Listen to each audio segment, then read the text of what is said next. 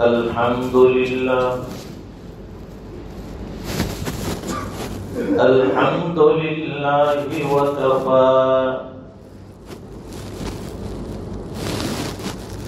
وسلام على عباده الذين اصطفى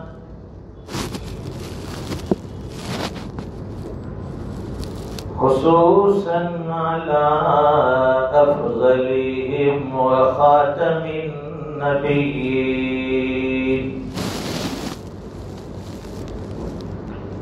محمد الأمين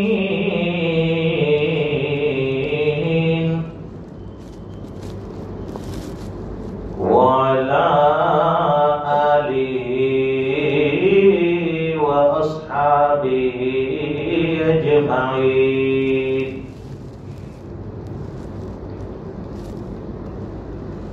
أما بعد فأعوذ بالله من الشيطان الرجيم. بسم الله الرحمن الرحيم.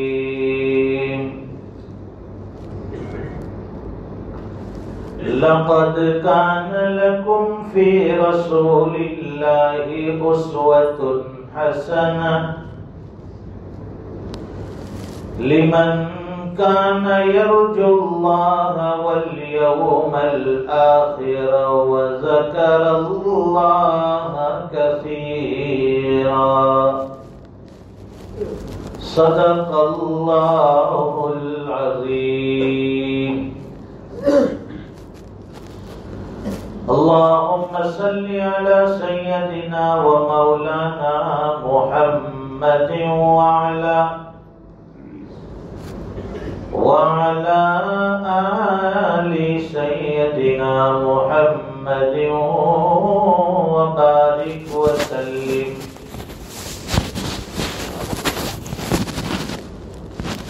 بزرگوں اور دینی بھائیوں،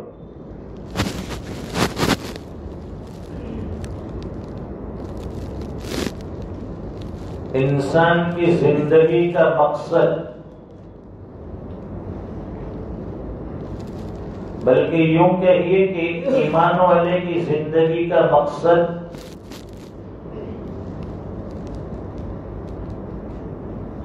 اللہ کی اطاعت اور نبی کریم صلی اللہ علیہ وسلم کی سیرت کو فالو کرنا.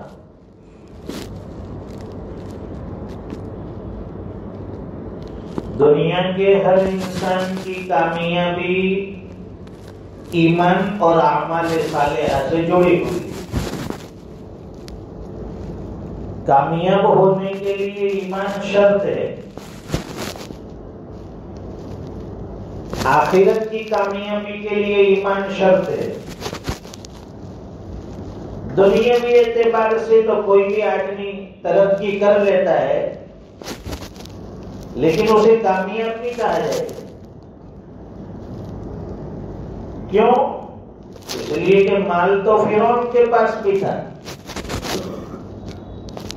قارون کے پاس خزانے تھے،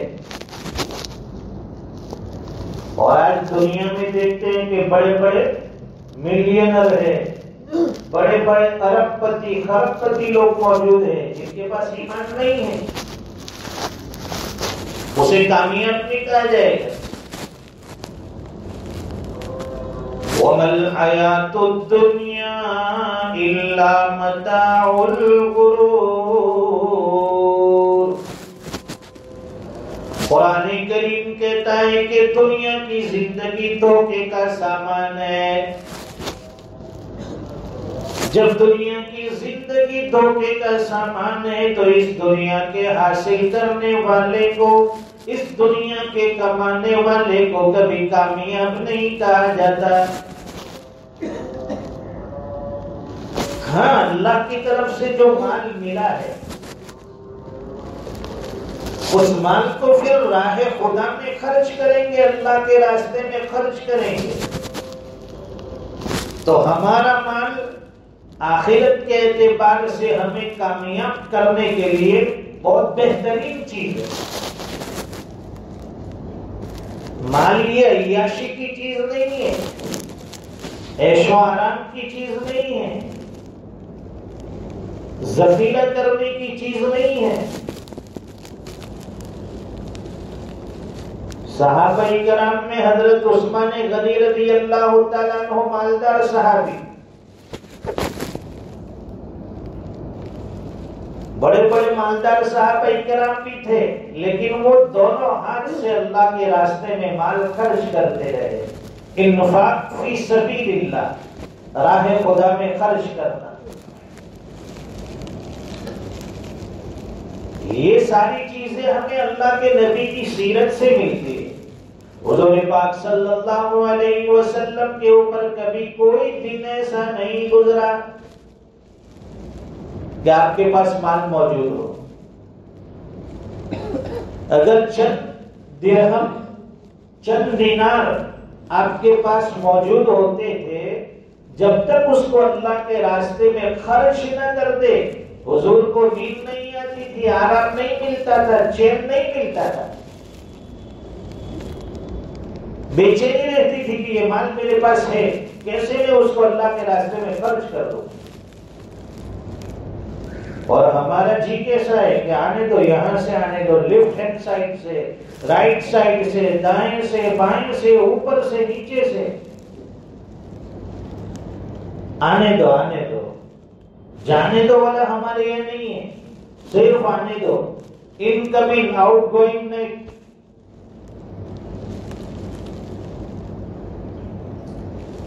صحابہ کرام حضور پاک صلی اللہ علیہ وسلم پر فداکار جانثار تھے، آپ کے حکموں پر دل و جان سے عمل کرنے والے، آپ کی ایک ایک سیرت، آپ کی ایک ایک سنت پر قربان ہو جاتے۔ جو حکم ملا حضور کی طرف سے فوراً اس پر عمل۔ ایک مرتبہ حضور پاک صلی اللہ علیہ وسلم مسجد سے خطبہ دے رہے ہیں، جیسے آج جمعہ کا خطبہ ہے، حضور خطبہ ارشاد فرما رہے، اور کنارے کے اوپر کچھ لوگ کھڑے تھے، جیسے کہ مجمع بڑا ہوتا ہے، دروازے کے پاس، کنارے کے پاس لوگ کھڑے ہو جاتے، بھیڑ ہو جاتی ہے، بعد میں آنے والوں کو تکلیف ہوتی ہے۔ وہاں بھی حضور پاک صلی اللہ علیہ وسلم نے خطبے کے دوران اعلان فرمایا، اجلسو، اعلان کیا، بیٹھ جاؤ بیٹھ جاؤ۔ حضرت عبداللہ ابن مسعود رضی اللہ تعالیٰ عنہ سڑک کے کنارے پر تھے، باہر تھے، مسجد میں انٹر نہیں ہوئے، وہ راستے پر تھے، آ رہے تھے دور سے، سڑک پر تھے۔ حضور پاک صلی اللہ علیہ وسلم کا یہ ارشاد، آپ کا یہ حکم کان میں پڑا، اجلسو، بیٹھ جاؤ، وہیں سڑک کے اوپر بیٹھ گئے، راستے میں بیٹھ گئے۔ حضرت عبداللہ ابن مسعود رضی اللہ عنہ، حضور نے دیکھا، نماز کے بعد ملاقات ہوئی، فرمائے کہ عبداللہ، میں نے تمہیں تو نہیں کہا تھا وہاں بیٹھنے کے لیے، تم وہاں راستے میں کیسے بیٹھ گئے؟ حضرت عبداللہ ابن مسعود رضی اللہ تعالیٰ عنہ نے فرمایا کہ اللہ کے رسول جب آپ کا حکم کان میں پڑ گیا کہ اجلسو، بیٹھ جاؤ، پھر عبداللہ کی مجال نہیں ہے کہ اس کا ایک قدم بھی آگے بڑھے۔ حالانکہ ان کو نہیں کہا گیا، جو کھڑے تھے انہیں کہا گیا کہ بیٹھ جاؤ، لیکن وہ سڑک کے کنارے پر کان پہ سنا، بیٹھ جاؤ تو بیٹھ گئے۔ یہ ہوتا ہے حکم کی تعمیل۔ اللہ کے رسول سے محبت کا دعویٰ ہمیں ہے، لیکن ایک بھی حکم ہم مانتے، نبی کو مانتے ہیں لیکن نبی کی نہیں مانتے، اللہ کو مانتے ہیں اللہ کی نہیں مانتے، دین کے لیے مر مٹنے کے لیے تیار، لیکن دین پر چلنے کے لیے تیار نہیں، سر کٹانے کے لیے تیار، لیکن اللہ کے گھر میں سر جھکانے کے لیے تیار نہیں۔ ایک طرف سے دعویٰ نہیں چلے گا، صرف دعویٰ ہی دعویٰ کافی نہیں ہے، دلیل دینی پڑے گی۔ آپ کو اللہ سے محبت ہے اس کی دلیل، اللہ کے نبی سے محبت ہے اس کی دلیل، دعوے کے ساتھ دلیل دینی پڑے گی۔ عشق ہے تو عشق کا ثبوت پیش کرنا پڑے گا۔ دیکھیے صحابہ اکرام حضور کی کیسے اتباع کرتے تھے، ادب کرتے تھے۔ اللہ کے رسول کی مجلس میں صحابہ اکرام بیٹھتے تھے، مورخین لکھتے ہیں کہ کس طرح سے بیٹھتے تھے ادب کے ساتھ صحابہ اکرام، کہ جیسے کوئی پتھر کے بت ہو، بے جان چیز ہو، ایسے بیٹھ کہ پرندے بھی ان کے اوپر آ کر بیٹھ جاتے تھے۔ پرندے جاندار چیز پر نہیں بیٹھتے، کسی انسان کے اوپر نہیں بیٹھتے، وہ بے جان چیز پر، پتھر پر، دیوار پر، درختوں پر بیٹھتے ہیں۔ تو وہ صحابہ اکرام کے اوپر وہی آ کر بیٹھ جاتے ہیں، ایسے خاموش، ایسے حرکت بھی نہیں ہوتی تھی باڈی پر، کتنی حضور پاک صلی اللہ علیہ وسلم کی اتباع اور ادب کرتے تھے۔ میدان احد میں جب نبی کریم صلی اللہ علیہ وسلم کے اوپر دشمنوں کی طرف سے تیر برسائے جا رہے تھے، ایک صحابی حضرت ابو دجانہ رضی اللہ تعالیٰ عنہ نے دیکھا کہ حضور کے اوپر دشمن کی طرف سے تیر پھینکے جا رہے ہیں، حضور کی جان بھی بچانی ہے، دشمنوں کے تیر کو روکنا ہے۔ آ کر سامنے کھڑے ہو گئے، حضور کے سامنے ڈیفینس میں، حملے کو روکنے کے لیے۔ لیکن ادب دیکھیے، میدان جنگ میں بھی اللہ کے نبی کا ادب کتنا۔ حضرت ابو دجانہ رضی اللہ تعالیٰ عنہ آئے اور حضور کے سامنے دشمنوں کی طرف کھڑے ہو گئے تاکہ آنے والے تیروں کو روکا جائے۔ لیکن فوراً خیال آیا کہ اگر میں نے اپنا چہرہ دشمنوں کی طرف کیا، میری پشت یعنی میری پیٹھ یہ نبی کریم صلی اللہ علیہ وسلم کے چہرے کے سامنے آ جائے گی۔ یہ بے ادبی ہے کہ میں اپنی پیٹھ کو حضور کے چہرے کے سامنے کروں، یہ بے ادبی گوارا نہیں ہے۔ اس لیے حضرت ابو دجانہ رضی اللہ تعالیٰ عنہ پلٹ گئے، اپنا چہرہ نبی کے چہرے کی طرف کیا، چہرے انور کی طرف اپنا چہرہ رکھا اور اپنی پیٹھ جو تھی وہ دشمنوں کے تیر کی طرف رکھی۔ سارے تیر آ کر پشت کے اندر، پیٹھ کے اندر لگتے رہے، برداشت کیا۔ لیکن اللہ کے نبی کی بے ادبی ہو میدان جہاد میں، میدان جنگ میں، یہ برداشت نہیں۔ کیسی محبت تھی، کیسا ادب تھا صحابہ کرام۔ اس لیے تو وہ صحابی بنے، اس لیے تو رضی اللہ عنہ کا لقب انہیں ملا۔ صلح حدیبیہ کے موقع پر حضور پاک صلی اللہ علیہ وسلم نے حضرت عثمان غنی رضی اللہ تعالیٰ عنہ کو مسلمانوں کی طرف سے ایلچی بنا کر بھیجا کہ بھائی مصالحت کی باتیں کرے، جا کر قریش سے، کافروں سے۔ مکہ میں گئے، چچا زاد بھائی کے یہاں قیام کیا، رات وہیں ٹھہرے، اب صبح جانا ہے ان سرداروں کے پاس مصالحت کی بات کرنے کے لیے۔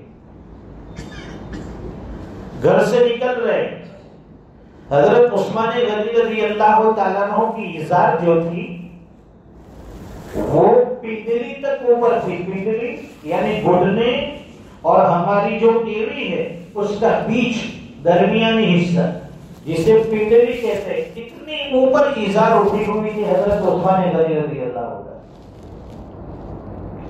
چچا زاد بھائی نے کہا کہ آپ کی ازار تو کافی اوپر اٹھی ہوئی ہے، اس کو نیچا کر دو۔ اس لیے کہ عرب کے اندر جس بندے کی ازار جتنی زیادہ نیچے لٹکی ہو، اس کا تہبند جتنا نیچے ہوگا، اس آدمی کو اتنا بڑا سمجھا جاتا ہے۔ اور اگر آپ کی ازار اتنی اوپر ہوگی پنڈلی تک، تو وہ لوگ آپ کو بے بے عزت کریں گے، آپ کی کوئی قدر کوئی ویلیو ان کی نگاہ میں نہیں ہوگی۔ بڑے لوگوں کے پاس جانا ہے تو ان کے انداز میں جائے۔ حضرت عثمان غنی رضی اللہ تعالیٰ عنہ نے فوراً جواب دیا، میں نے اپنے محبوب صلی اللہ علیہ وسلم کی ازار کو اسی طرح سے دیکھا ہے۔ اللہ کے رسول کی ازار بھی پنڈلی تک ہوتی تھی۔ آج ہمیں بار بار سمجھایا جاتا ہے، علماء اکرام منبر سے اعلان کرتے بھائی اپنی ازار کو ٹخنوں سے اوپر کر لو، لیکن جو نہیں رہتے، ازار گھسیٹ کر چلتے ہیں، راستے بھی صاف ہو رہے۔ ازار کو نیچے کرنا ٹخنوں سے یہ عورتوں کا حکم ہے، عورتوں کے لیے، مردوں کے لیے اوپر رکھنے کا حکم ہے۔ تو ہمیں عورتوں کا طریقہ پسند ہے، مرد ہو کر بھی۔ حضرت عثمان غنی رضی اللہ تعالیٰ عنہ نے فرمایا کہ میں اپنی ازار کو پنڈلی سے نیچے نہیں کروں گا، چاہے وہ لوگ میری عزت کرے یا بے عزت کرے، میری قدر کرے یا نہ کرے، میری بات سنے یا نہ سنے، میں اپنے محبوب کے طریقے کو نہیں چھوڑ سکتا، اللہ کے رسول کی سنت کو نہیں چھوڑ سکتا۔ دیکھیے بڑے بڑے لوگوں کے پاس جانا ہے، پھر بھی کہا کہ میں یہ طریقہ نہیں چھوڑوں گا۔ اور ہم نماز میں آ رہے، ہمیں کہنا پڑتا ہے بھائی اپنی ازار تھوڑی ٹخنوں سے اوپر کر لو۔ اوپر کر لیں گے تو ہمارا کیا بگڑ جائے گا بتائیے؟ کوئی ہماری عزت چلی جائے گی؟ کوئی ہماری مردانگی میں فرق آ جائے گا اوپر کر لیں گے تو؟ اور نیچے کریں گے تو اس سے کون سی آپ کی عزت بڑھ جائے گی؟ ٹخنوں سے نیچے کریں گے تو اس میں کون سی عزت بڑھ گئی؟ کون آپ کی تعریف کرنے والا ہے؟ ہمیں تو اللہ کا حکم ماننا ہے اور اللہ کے رسول کی سنت اور سیرت کی اتباع کرنی۔ حضور نے جیسا بتا دیا، آپ نے جیسا فرما دیا، ہمیں ویسا کرنا ہے۔ جو حکم ملا اس حکم پر بغیر کچھ سوچے سمجھے عمل کرنا ہے۔ یہ بس اللہ کا حکم ہے، بس اللہ کے رسول کا حکم ہے، ہمیں یہ چیز کرنی ہے۔ اس میں کیوں، البتہ، چنانچہ یہ لانا نہیں ہے۔ ایسا کیوں، ایسا کیوں، ایسا کیوں، عقل کے گھوڑے دوڑانے کی ضرورت نہیں ہے۔ کہہ دیا کہ یہ کرنا ہے تو کرنا ہے، فلاں چیز کرنی ہے تو کرنی ہے۔ ابھی ایک بڑے مدرسے سے سوال آیا، پوچھا گیا کہ بھائی جب ہمارے گھر میں لڑکا پیدا ہوتا ہے تو لڑکے کی پیدائش پر 2 بکرے عقیقے کے ہوتے ہیں اور لڑکی کی پیدائش پر 1 بکرا ہوتا ہے۔ یہ حضور کی سنت ہے اور حضور نے یہ حکم ارشاد فرمایا۔ اب سوال انہوں نے کیا کہ ایسا کیوں؟ اب جب کیوں کا سوال آتا ہے سمجھو کہ ہمارے ایمان میں کمزوری۔ حالانکہ ہر چیز کا جواب ہوتا ہے، ایسا نہیں ہے کہ جواب نہیں۔ شریعت میں جیسے کہ مردوں کو حصہ ڈبل بھی ملتا ہے کہ نہیں؟ شریعت ڈبل حصہ دلاتی ہے، لڑکے کو ڈبل حصہ لڑکی کے مقابلے میں۔ تو یہ بھی ہو سکتا ہے کہ اس کو سنگل حصہ ملتا ہے، اس کا 1 بکرا، تو ڈبل لے گا تو 2 بکرے تیرے لیے۔ لیکن حضور نے حضرت حسن اور حضرت حسین رضی اللہ تعالیٰ عنہ کے عقیقے میں 1 بکرا بھی ذبح کیا۔ گنجائش ہو تو کریں گے، اگر گنجائش نہیں ہے تو 1 سے بھی کام چل جائے گا۔ تو ہر چیز میں سوال کریں گے، ہر چیز میں کیوں لائیں گے تو سمجھو گے اسلام کا دور دور تک کوئی واسطہ نہیں ہے ہمارا۔ تو بھائی یہ ازار ہمیں ٹخنوں سے اوپر کرنے کا حکم دیا ہے تو کرنا ہے، کیوں؟ بھائی اللہ کے نبی کا حکم ہے، حضور نے ہمیں بتایا ہے طریقہ زندگی گزارنے کا.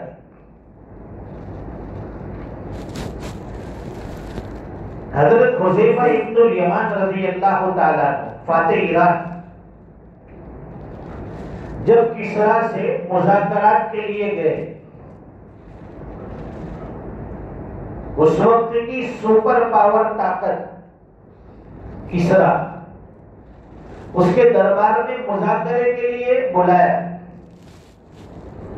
وہ چند صحابہ اکرام گئے تھے، دو چار ٹوٹی ٹوٹی تلواریں تھی، چیخڑے لپیٹی ہوئی، اور ایران فتح کرنے کے لیے نکلے تھے.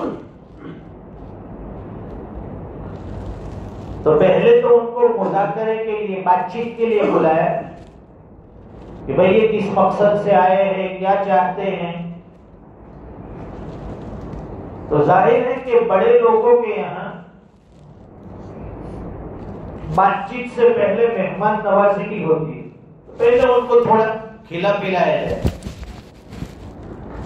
حضرت حذیفہ ابن الیمان رضی اللہ تعالیٰ عنہ کو اور آپ کے ساتھیوں کو دسترخوان پر بٹھایا، اور وہاں کسریٰ کے لوگ بھی دسترخوان پر بیٹھ گئے. کھانا رکھا گیا، کھانا شروع کیا جائے. حضرت حذیفہ ابن الیمان رضی اللہ تعالیٰ عنہ نے جب لقمہ اٹھایا تو کچھ حصہ نیچے زمین پر گر گیا. آپ نے اسے اٹھانے کے لیے ہاتھ نیچے کیا. پڑوس میں بیٹھے ہوئے ایک شخص نے کوہنی لگائی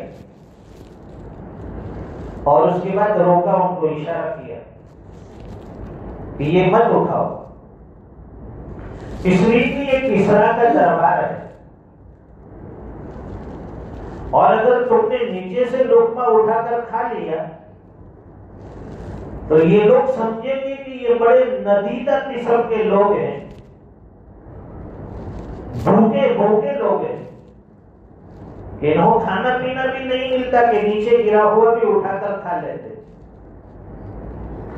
اور یہ لوگ اس چیز کو معیوب سمجھتے ہیں، برا سمجھتے ہیں، تمہاری ویلیو نہیں ہوگی ان کے سامنے، بات کا وزن نہیں پڑے گا. حضرت حذیفہ ابن الیمان رضی اللہ تعالیٰ عنہ فرماتے ہیں میرے محبوب صلی اللہ علیہ وسلم کا طریقہ یہ ہے، آپ کا حکم یہ ہے کہ جب کھانا کھانے کے دوران کوئی لقمہ نیچے گر جائے تو اس کو اٹھا کر صاف کر کے کھا لیا جائے، اس لیے کہ پتہ نہیں ہے کہ اللہ نے رزق کے کون سے حصے میں برکت رکھی ہے. اس لیے میں تو میرے نبی کی سنت کو ادا کر رہا ہوں، آپ کے طریقے پر عمل کر رہا ہوں. اب رہی بات کی یہ کسریٰ والے اس کو معیوب سمجھیں گے اور ہماری ویلیو نہیں ہوگی، ہماری یہاں عزت نہیں ہوگی. فرمایا کہ یہ لوگ عزت کرے یا نہ کرے، یہ لوگ ہمیں حقیر سمجھے یا ذلیل سمجھے، مجھے کوئی فرق نہیں پڑتا، میں تو اپنے محبوب صلی اللہ علیہ وسلم کی سنت کو نہیں چھوڑ سکتا. اور انہوں نے وہ تاریخی جملہ کہا، فرمایا اترک سنت حبیبی لہؤلاء الحمقاء، کیا میں ان بیوقوفوں کی وجہ سے اپنے رسول کی، اپنے محبوب کی سنت کو چھوڑ دوں؟ یہ ممکن نہیں ہے. تو صحابہ کرام تو جانثار تھے، فداکار تھے، ایک اشارے پر مر مٹنے والے تھے. اللہ کے نبی نے جو جماعت تیار کی صحابہ کرام کی، جنہوں نے پوری دنیا میں اسلام کو پھیلایا، اسلام کی محنت کو لے کر پھیل گئے، سب داؤ پہ لگا دیا. اتنی محنت کی، تب جا کر ان صحابہ کرام کی محنتوں برکتوں کی وجہ سے دین اسلام ہم تک پہنچا. اور آج ہم الحمدللہ اللہ کے گھر میں اللہ کے دین کے لیے بیٹھے ہوئے، یہ ان کی قربانی ہے. اور آج لوگ صحابہ کرام پر انگلیاں اٹھا رہے، یہ فلاں صحابی، یہ فلاں صحابی، وہ اس میں یہ کمزوری، اس میں یہ کمزوری. ہمیں بولنے کا کوئی حق نہیں ہے. الصحابۃ کلھم عدول، اصحابی کالنجوم، میرے صحابہ تو ستارے کے مانند ہیں، حضور نے فرما دیا. پھر ہماری اور آپ کی کیا حیثیت کہ صحابہ کرام پر انگلی اٹھائے، ان کی زندگی کے اوپر غلط چرچے کرے، غلط باتیں کرے، غلط کامنٹس دے. حیات الصحابہ اس لیے پڑھی جاتی ہے کہ بھائی اس پر عمل کیا جائے. صحابہ کرام کی زندگی کو کیوں پڑھا جاتا ہے؟ کہ بھائی انہوں نے دین کے لیے کتنی قربانیاں دی، کتنی محنتیں کی، کتنی جفاکشیں کی. ان کی قربانیوں کی بدولت دین ہم تک پہنچا ہے. لَقَدْ كَانَ لَكُمْ فِي رَسُولِ اللَّهِ أُسْوَةٌ حَسَنَةٌ، تمہارے لیے حضور پاک صلی اللہ علیہ وسلم کی زندگی بہترین نمونہ ہے، تمہارے آئیڈیل ہے، تمہارے ہیرو ہے محمد رسول اللہ. لمن كان يرجو الله واليوم الآخر وذكر الله كثيرا، جو اللہ کی ملاقات کا یقین رکھتا ہو، آخرت کے دن پر یقین رکھتا ہو، اور کثرت سے اللہ کی یاد، اللہ کے ذکر میں لگا ہو، ان کے لیے حضور کی سیرت، آپ کی زندگی نمونہ ہے، آئینہ ہے. آئینہ کبھی جھوٹ نہیں بولتا، آئینہ کبھی غلط نہیں بتاتا. حضور کی سیرت ہمارے لیے کافی ہے. دنیا میں کسی اور کی سیرت، کسی اور کی زندگی ہمیں ضرورت نہیں ہے. اور آج ہم اللہ کے رسول صحابہ کی زندگی سے دور بے خبر. پوچھئے حضور کی زندگی کے بارے میں کہ آپ کہاں پیدا ہوئے، کس طرح پیدا ہوئے، بچپن کیسا گزرا، جوانی کیسے گزری، نبوت کیسے ملی، آپ کی بیویاں کتنی ہیں، کس سے کب کیسے نکاح ہوا ہے، آپ پر کیا حالات گزرے، طائف کا سفر کیسا تھا، میدان بدر میں کیا ہوا، میدان احد میں کیا ہوا، کوئی چیز ہمیں معلوم نہیں. ہاں کسی ایکٹر ہو، ہیرو، کوئی کھلاڑی ہو، اس کی زندگی تو سب سرچ کریں گے، گوگل پر سرچ کرو، ہاں فلاں کھلاڑی، اس کی اتنی عمر میں شادی ہوئی، اس کا یہ بزنس ہے، ٹیسٹ میں اتنی سینچری، ون ڈے میں اتنی سینچری ماری، اتنے رن لگائے، پوری زندگی. اس سے ہمیں کوئی فائدہ ملنے والا نہیں، کوئی دنیاوی فائدہ نہیں، کوئی اخروی فائدہ نہیں. لیکن ہم لوگ جو اس کے دیوانے ہو گئے، ہمارا جوان طبقہ کھلاڑیوں کے پیچھے اندھا ہو گیا، ان کی محبت کا دیوانہ ہو گیا. اللہ ہمارے نسلوں کی حفاظت فرمائے، دین اسلام سے وابستہ رکھے، ہمیں اپنی مسجدوں سے، اپنے علماء سے، اپنے مدارس سے اللہ تعالی ہمیں جڑا ہوا رکھے، وابستہ رکھے. دین پر آدمی اسی وقت چل سکتا ہے جبکہ دینی ماحول میں رہے، علماء کرام سے رابطہ ہوگا، مسجدوں میں آئے گا، مسجد وار جماعت میں بیٹھے گا، تعلیم کے حلقوں میں بیٹھے گا، مسلمانوں سے آپس میں جڑے گا. تو بس صبح اٹھا، نوکری پہ چلا گیا، رات کو آیا، کھایا، سو گیا، پھر صبح، اس سے زندگی میں دین آنے والا نہیں ہے. اپنے کام کو آگے پیچھے کرتے ہوئے، اپنے آپ کو فارغ کرتے ہوئے، اپنے آپ کو محتاج سمجھتے ہوئے دین کے کام میں جڑ جاؤ. تو بتایا کہ صحابہ کرام نے قربانیاں دی، مال کی ضرورت پڑی، اپنے خزانے کھول دیے، جان کی ضرورت پڑی، جان کا نذرانہ پیش کیا. اللہ تعالی ہمیں بھی اپنے دین کی محنت کے لیے قبول فرمائے. ماشاءاللہ امن سوسائٹی اور اس میں بھی مسجد فاروقی، اس کا تو بڑا نام ہے. لوگ یہ سمجھتے ہیں کہ یہاں تو بڑی بڑی پارٹیاں رہتی ہیں، بڑے بڑے بزنس مین رہتے ہیں، لیکن ابھی پتا چلا کہ بھئی ہمارے رانی تلاؤ جو بڑی مسجد ہے، رانی تلاؤ بڑی مسجد، اس کی تعمیر کے لیے جو چندہ کیا جا رہا ہے، شہر کی سب مسجدوں سے سب نے تعاون کیا، چندہ کر کے بھیجا، بڑی بڑی رقم بھیجی انہوں نے، بھئی یہ ہماری مسجد کی طرف سے اتنا چندہ، ہماری مسجد کی طرف سے اتنا چندہ۔ تو میں نے پوچھا کہ بھئی یہ امن سوسائٹی فاروقی مسجد کی طرف سے کتنے پیسے پہنچے؟ زیرو۔ ہمیں فکر کرنی، جہاں بھی اللہ کے گھر کی تعمیر ہو رہی ہو اس میں ہمارا کچھ نہ کچھ حصہ لگ جائے۔ تو امن سوسائٹی فاروقی مسجد کی طرف سے انشاءاللہ رانی تلاؤ بڑی مسجد کی تعمیر کے لیے ہم بھی ایک بڑا حصہ یہاں اپنی مسجد کی طرف سے بھیجیں گے۔ جن حضرات کو تعاون کرنا ہو تو ماشاءاللہ ہمارے عبدالحکیم بھائی ہے، امتیاز بھائی ہے، ان کی ٹیم سے رابطہ کر لے، ہمارے امام صاحب ہے ان سے مشورہ کر لے، ابھی بھی لائے ہو تو بعد میں بھی پہنچا سکتے، جو ابھی دینا ہو تو ابھی بھی دے سکتے، تاکہ ایک بڑی رقم ہماری اس مسجد کی طرف سے وہاں پہنچ جائے کہ بھئی فاروقی مسجد کی طرف سے یہ چندہ ہم نے اکٹھا کیا اور ہمارے نمازی بھائیوں کی طرف سے، ہماری مسجد کی طرف سے یہ آپ کو دیا گیا ہے، تاکہ ہمارا بھی کچھ حصہ لگ جائے۔ جو بھی اللہ کے گھر کی تعمیر کرتا ہے، اللہ تعالیٰ جو مسجد بناتا ہے اللہ اس کے لیے جنت میں گھر بناتا ہے۔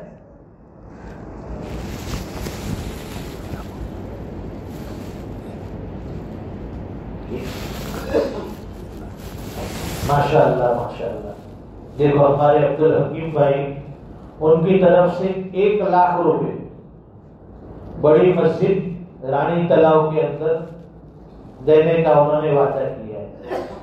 بہت اچھی بات ہے، اللہ تعالیٰ جن کے مال کو قبول فرماتا ہے ان کے دل کو بڑا بناتا ہے، اللہ کے راستے میں خرچ کرنے سے کمی ہونے والی نہیں ہے۔